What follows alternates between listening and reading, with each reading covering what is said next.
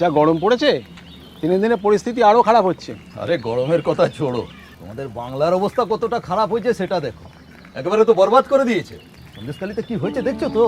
বাড়ির মা বহিনদের উপরে এত অত্যাচার। আর সব মিথ্যে কথা, বাংলার বিরোধীদের চক্রান্ত। স্টিং অপারেশনে তো সব ধরা পড়ে গেছে। আর এনসিআরবি রিপোর্ট অনুযায়ী বাংলা সেই সব রাজ্যের মধ্যে পড়ে যেখানে মহিলারা সব থেকে বেশি সুরক্ষিত। একদম ঠিক, আমরা মহিলারা বাংলা যথেষ্ট সুখে শান্তিতে আছি। আর এই দেখুন না, প্রত্যেক মাসে লক্ষ্মী ভান্ডারের টাকাটাও পাই। এই তো আমার মেয়ে এসে গেছে। তো অনেক বড় হয়ে গেল। হ্যাঁ। শাদি কবে হবে? আর সেসব তো এখনো দেরি আছে। আমার মা লক্ষ্মী আগে নিজের পায়ে দাঁড়াক, তারপরে তো। এটা এখন পড়াশুনো করে, আর তার জন্য সরকার থেকে ওকে কন্যাশ্রী দেওয়া হয়। আর তোমাদের পার্টি সে তো শুধুমাত্র কথাই বলে, কিন্তু আমাদের দিদি কাজ করে দেখায়। জোড়া ফুলে ভোট দিয়ে হোক জনগর্জন, বাংলা বিরোধীদের দিতে হবে বিসর্জন।